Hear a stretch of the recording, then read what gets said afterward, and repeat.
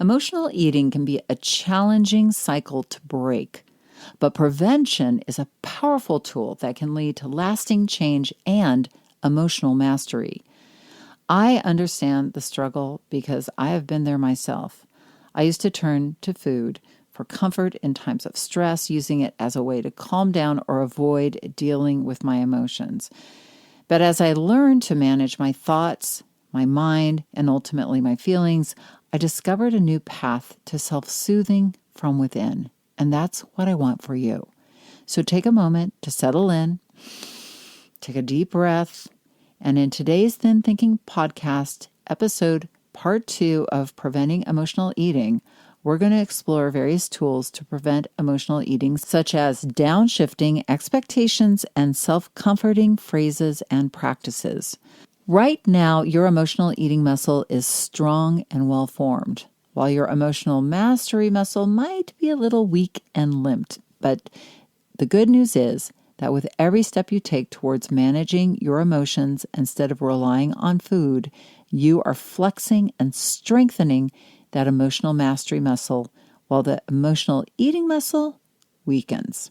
So let's embark on this journey of preventing emotional eating together. Remember, you're not alone and your emotional mastery awaits.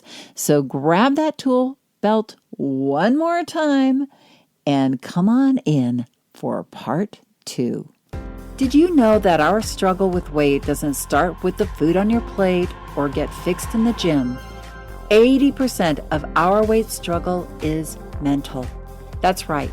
The key to unlocking long-term weight release and management begins in your mind. Hi there, I'm Rita Black. I'm a clinical hypnotherapist, weight loss expert, best-selling author, and the creator of the Shift Weight Mastery process.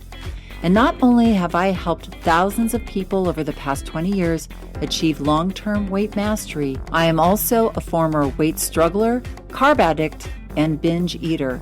And after 2 decades of failed diets and fad weight loss programs, I lost 40 pounds with the help of hypnosis. Not only did I release all that weight, I have kept it off for 25 years. Enter the Thin Thinking podcast, where you too will learn how to remove the mental roadblocks that keep you struggling. I'll give you the thin thinking tools, skills, and insights to help you develop the mindset you need, not only to achieve your ideal weight, but to stay there long term and live your best life. Hello, you. Come on in and sit down. Get cozy. This last weekend, I went biking out of town with my friend and her husband and my husband. And we didn't have kids. Yippee! It was wonderful. And even though my son isn't leaving the nest and leaving us empty nested for another 6 weeks, I feel like we're kind of getting there. It was fun. We had a great time. And I'm tasting this whole new world of freedom. Now, I know there are going to be tons of feelings and emotions and stresses coming up, like paying for his tuition next week. It's the deadline. So there's that stressor. So I'm going to have to listen to my own coaching in last week's and this week's episodes about preventing emotional eating, because prevention really is the key. And if you missed last week's, please make sure to catch that episode as well. And thank you, those of you who let me know how much you got from it. I really appreciate the feedback. Thank you. It's all a part of a bigger project.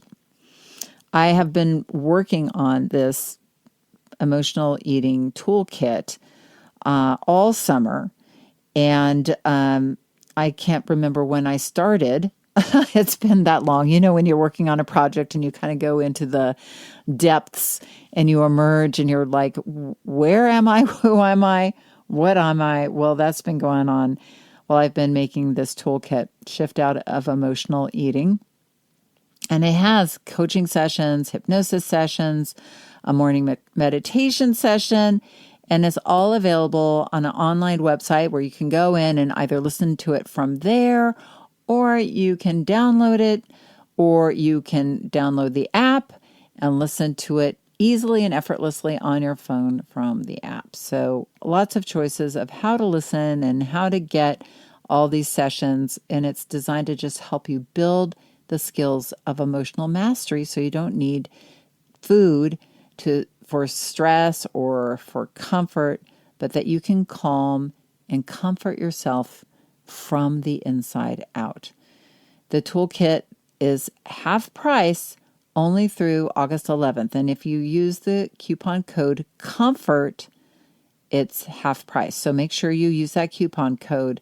Go click the link in the show notes and check it out. Emotional eating can be such a big part of the weight struggle, and I'm happy that I've had the time to create this. And today, what I'm going to do is I'm going to play you the second part of the Preventing Emotional Eating coaching session, just to give you a taste, but also just because I think it's really good stuff. Now, for those of you who didn't listen to part 1, I want you to go back and listen to it. But for now, if you just want to listen to episode 2 first, in this episode or in this coaching session, I talk about my client. She eats emotionally, but her life is stacked from the moment she wakes up in the morning to the moment she goes to bed at night, with things like taking care of kids, and her mother lives with her, and she works full time, and her husband's out of town a lot. And so she found comfort from all of this crazy life that she has, where she's putting everybody first in food. So she's now learning how to unwind from all the old emotional comfort eating and moving into emotional mastery. So we're going to get into some more tools and learn how Jeannie uses these tools to break free and move towards a healthier version of herself, but also you too. Okay, so let's get started. Okay, so now let's look at the next tool that you can add to your check-ins: shifting out of negative thoughts. We have 80,000 thoughts a day, and for many of us, those thoughts are negative. From the time we wake up yelling at ourselves for overeating the night before or not getting up to exercise, to as we go through our day, those negative zingers just keep coming at us. Have you noticed that when you're feeling a negative feeling, and when you've noticed when you're feeling a negative feeling, that when you tune into what is going on in your mind, that negative thoughts are creating the negative feeling? You are never going to have a job you love. Why did you wear those shoes? What a horrible choice. You ate that whole sandwich and you said you were going to eat half. You are such a pig.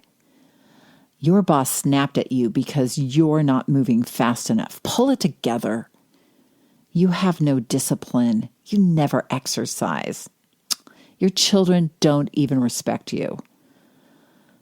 Your mom loves your sister more than she loves you. These were some of the thoughts that Jeannie told me she had over her day. When she noticed a feeling come up, I asked her to do what I'm going to ask you to do now. Start tuning into the thoughts that are creating the feelings of stress, shame, or emotions as you go throughout your day. And I assure you, there are some zingers in there, just as Jeannie was discovering. I don't speak to my worst enemy the way I speak to myself, she said. Ain't it the truth? Number 1, when you begin to feel a negative emotion come over you, or when you're doing a check-in, if you feel a negative feeling, stop and ask yourself, what is the thought that is creating this feeling? It may not come up right at first, but stay curious. It will. What is the thought that is creating this feeling? And the more you ask, the more quickly the answer will come. Number 2, you want to then label the thought as a thought. Because as the thought passes through your mind sees it as real. But it's not real. It's a thought. The more specifically you label the thought, the less power it has over you. For example, here are a few ways Jeannie labeled some of her thoughts. There is that thought that I am never going to have a job I love when I'm feeling bored with the paperwork I'm doing. There is the thought that I'm not disciplined when I didn't go out for a walk like I said I would. There is the thought that my mother loves my sister more when I hear her laughing with my sister on the phone in her room. When you label the negative thought, it actually separates you out from the thought where you can observe it. And as it's separate from you, it's not a part of you. Then this gives you leverage to shift the thought. I find the way to shift thoughts isn't to deny them. The more we push them down, the harder they push back. But we need to shift them or to change them around so that they give you power instead of taking power away from you. Negative thoughts just reinforce your negative beliefs about yourself, but when you shift them around, they open your mind to a new, more powerful thought and belief. So I want to give you 3 thought-shifting phrases that I find work very, very well in this way. Number 1, I have a choice and I choose to. I have a choice and I choose to. Number 2, I am moving in the direction of. Number 2, I am moving in the direction of. And number 3, stop. I don't say that anymore. I say. Okay. Now, I have a choice and I choose to is powerful. It reminds us that we are the storyteller of our life and the one in charge of our actions. Negative thoughts often put us in the role of victim rather than the creator of our life. G tried this with the negative thought, I am never going to have a job I love. You can see how this takes her power away from her and makes her a victim. So she shifted it into, I have a choice, and I choose to see I have a job that uses a lot of my talents and is fulfilling in many ways, but paperwork isn't one of them. So maybe I can make it more interesting. Now Jeannie is back in control and has opened her mind to even shifting something she isn't enjoying. So maybe she can listen to music while she's doing her paperwork, or she can share the paperwork with a colleague. She isn't a victim of the thought. She has shifted her thought and now has the power to create a new outcome. How about the next phrase? I am moving in the direction of. Jeannie had the thought, I am not disciplined. I didn't walk when I said I was going to. Now, you can see how that is very self-reinforcing and not a powerful way. So she shifted it into, I am moving in the direction of walking each day.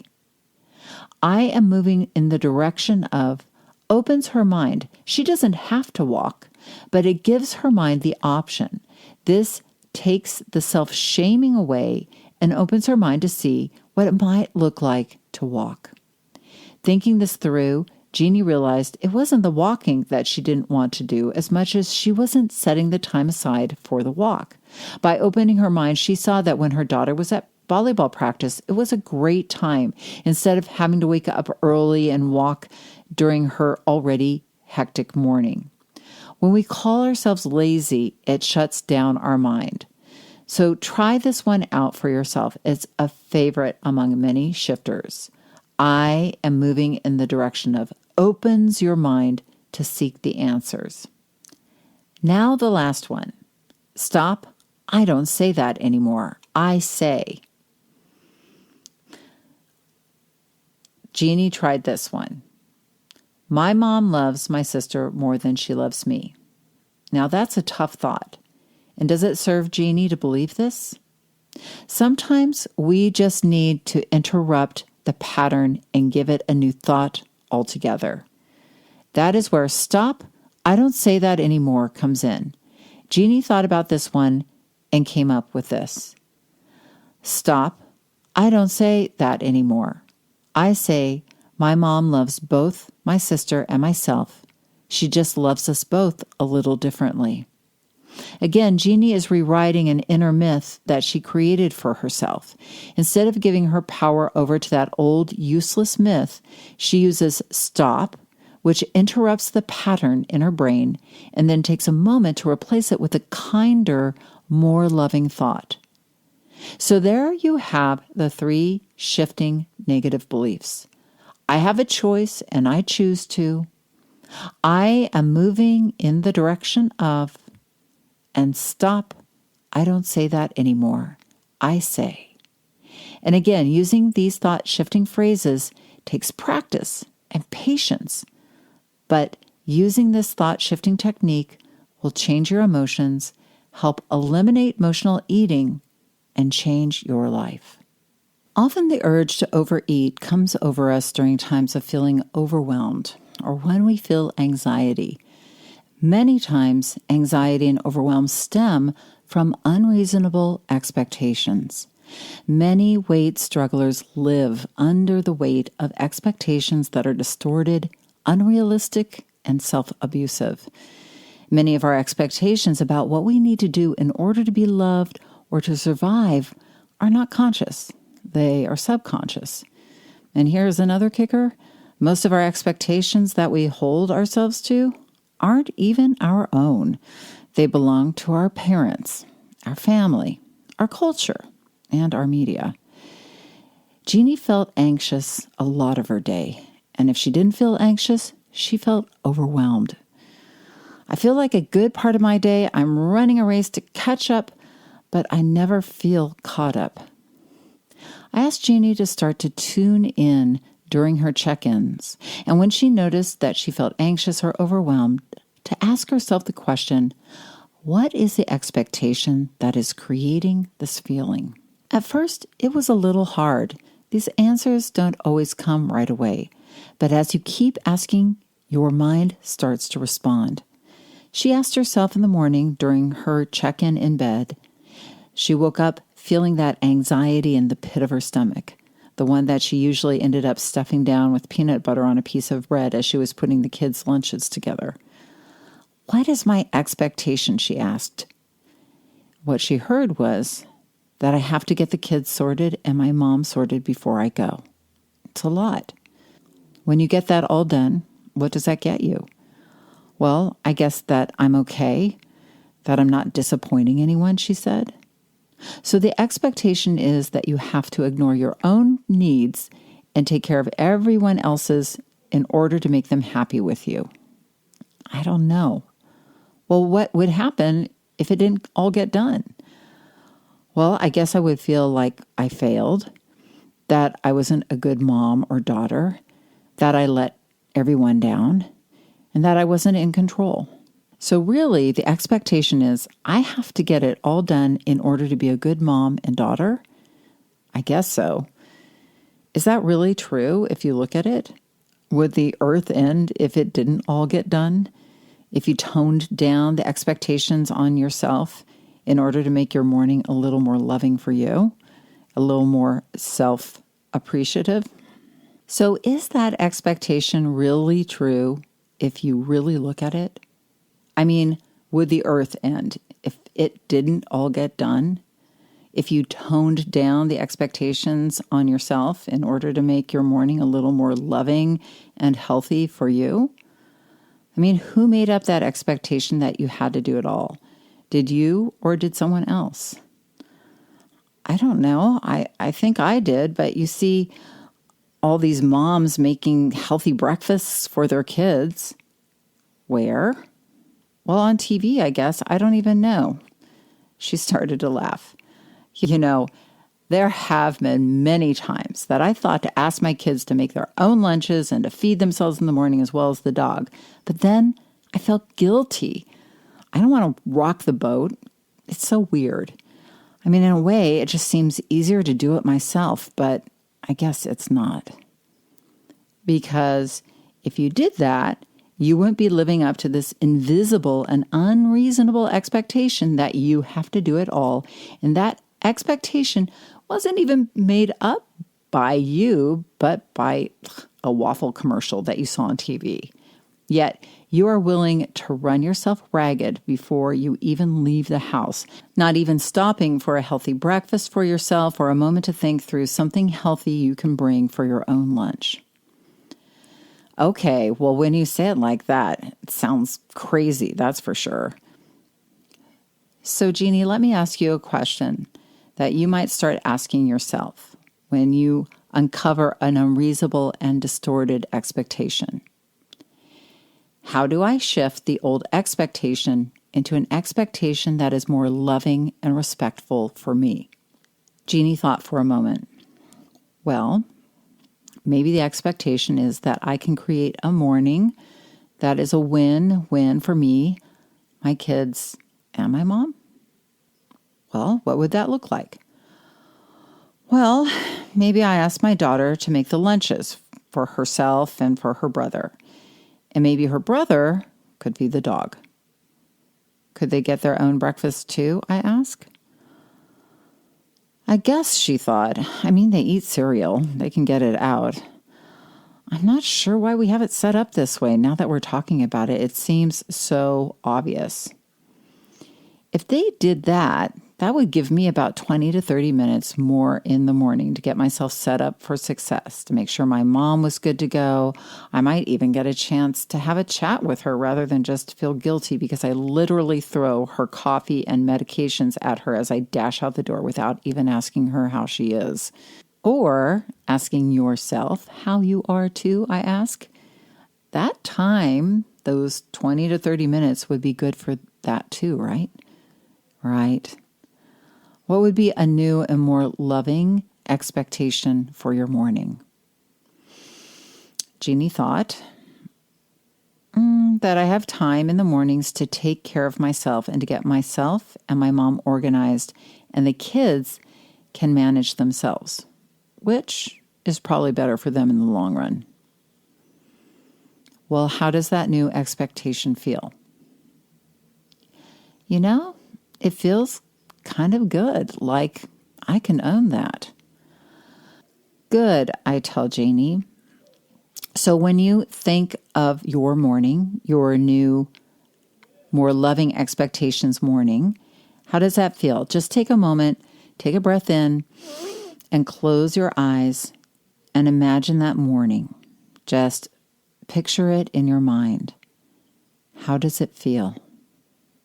Jeannie closed her eyes and took a breath. It feels slower, kinder, and I don't feel like I have a whip at my back. She smiled. That afternoon, Jeannie talked to her kids. They actually were able to take on the new chores and were happy because it made them feel grown up. Jeannie noticed now with her morning check-in and her new routine, she was actually much more relaxed. She got a healthy start to the day, so her eating for the rest of her workday cleaned up too, now that she was eating regularly and more healthfully. Okay, so can you now begin to see that we have many hidden expectations that keep us in stressful ways of thinking and behaving, and it's so unconscious we don't even see it until we start asking? The great thing is that when we do, it becomes easier and easier to notice these hidden and unrealistic expectations.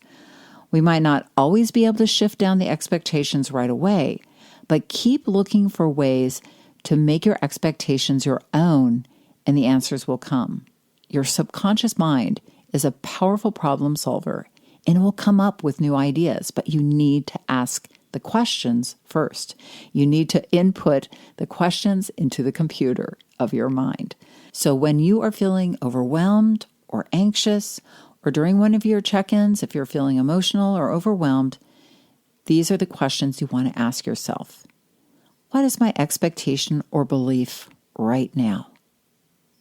And again, be patient. It might not come right away, but keep asking. You'll get better and better at this. Next question. Is this expectation realistic? Does it give me power or does it take my power away? Question number 3. Who does this expectation really belong to? And really take a look. Often it isn't you. It might be your parents. It might be your family, your culture, or even the media. Just remember, Jeannie got her ideas about breakfast from a TV commercial. And finally, question number 4, what would be a more respectful and realistic expectation that I can own, or can I just let this expectation go?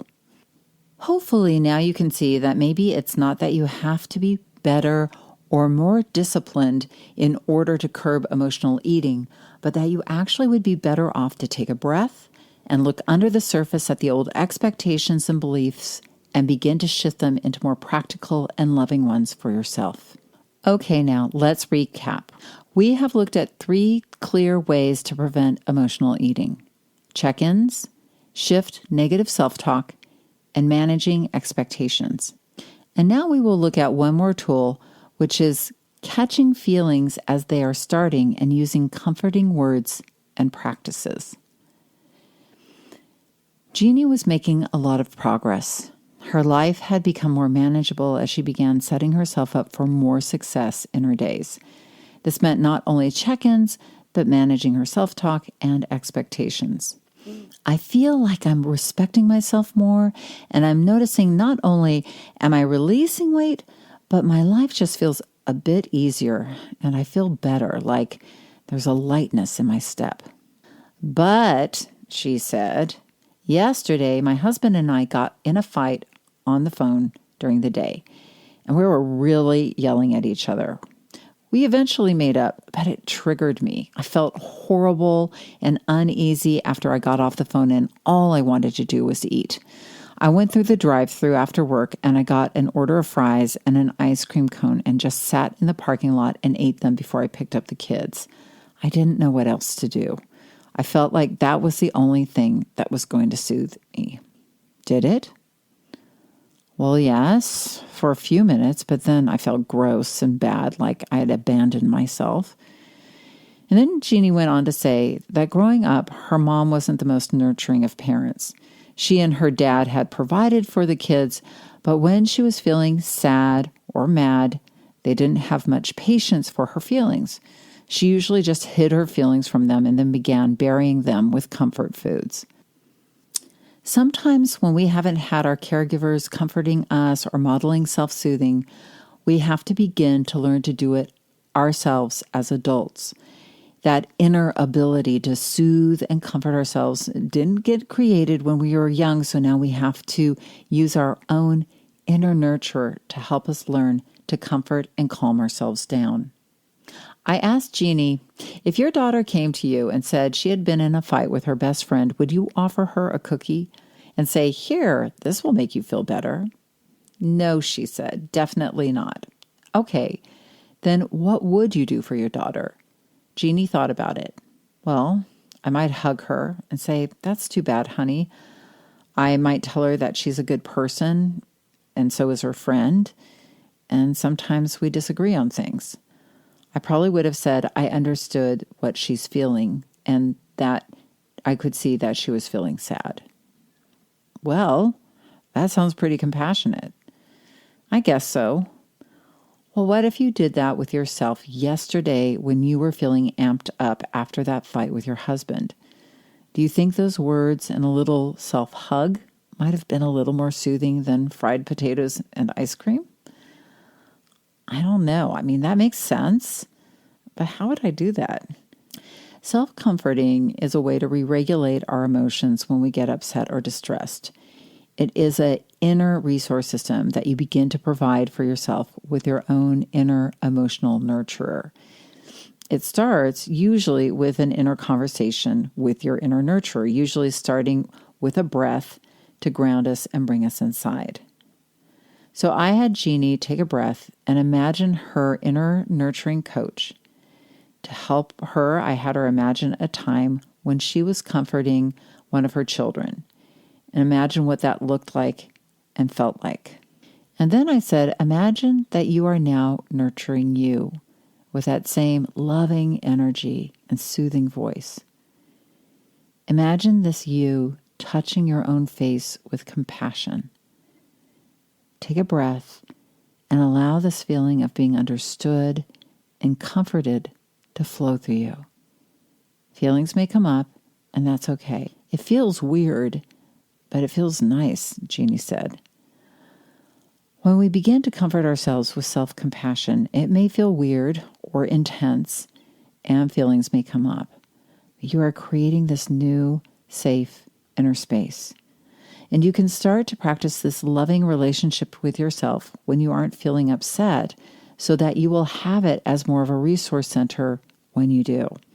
We will be practicing in your emotional eating prevention hypnosis session, and we will be practicing comforting phrases in your cognitive coaching session.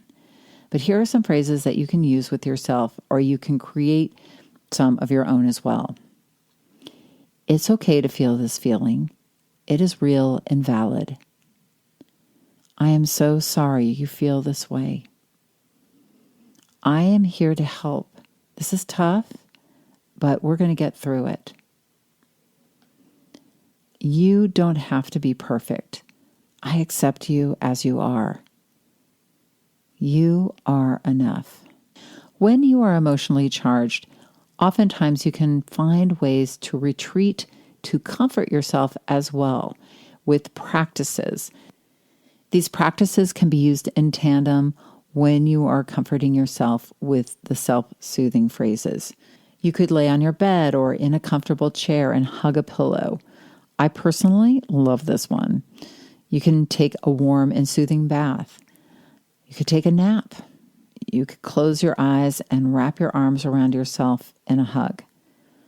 You can listen to comforting music.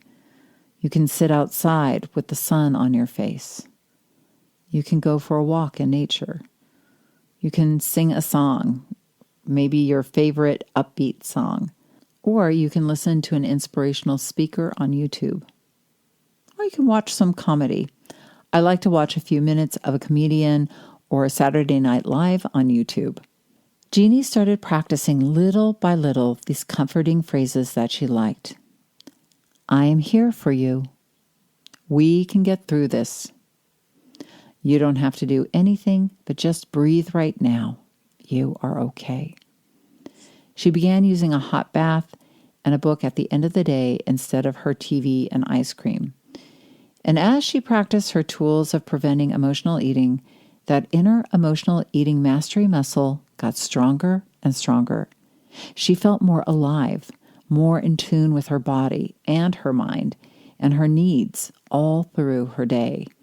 It wasn't always perfect, and she still overate at times, but she was setting her life up for success with kinder expectations, and with her inner nurturer, she was able to tune in and take care of her needs. These emotional eating episodes became further and further apart, and when they happened, she learned from them and moved on, further and further along her journey of emotional eating mastery. Okay, now it's time for you to begin your journey. So let's review the steps to get started and the tools for preventing emotional eating. Number 1, get on the journey. It's a process that you are committing to, and you, don't forget, are the hero. Number 2, shift that identity of you from an emotional eater to an apprentice of emotional mastery. 3, create that vision of you as that emotional mastery apprentice and create that image of your inner emotional coach/nurturer who will be your guide. 4, start checking in. Take a breath and ask yourself, what am I feeling in my body? What am I thinking? What do I need right now? What do I need later? 5, start shifting out of those negative thinking patterns with your new shifting phrases. I have a choice and I choose to. I am moving in the direction of. Stop. I don't say that anymore. I say. And begin downshifting those expectations. Checking in when you are feeling anxious or overwhelmed and asking yourself the question, what is my expectation or belief right now? Is this expectation realistic? Does it give me my power or take my power away? Who does this expectation belong to? What would be a more respectful and realistic expectation that I can own, or can I just let it go? And last but not least, begin using that inner nurturer to be your inner resource for self-soothing feelings with loving, soothing phrases and comforting behaviors. Okay, you have begun preventing emotional eating, and this is a powerful leap forward on your mastery journey. Congratulations. Now you can move forward and use the cognitive coaching session and the hypnosis session provided and begin to take what we have discussed here to a deeper level. Okay, well, I hope that this part 2 session helped and gave you some ways to build your emotional eating resilience. And definitely listen to part 1 if you haven't. And if you want to dive into all of the emotional eating toolkit, it is in the show notes, the link. Use the word comfort to get it at half price. It really makes it incredibly affordable. And it's a wonderful thing to take with you, like I said, into the autumn when we get busy, or when you go on your family vacation that could be a little more stressful than you might think it might be. Like I was saying, I think last week, me going away with my family is usually you think, oh, vacation. No, it's even more hard work. So have a great week, and remember that the key, and probably the only key to unlocking the doors of the weight struggle, is inside you. So keep listening and find it. Have a fantastic week. I hope you have a wonderful, wonderful week, and I will see you soon.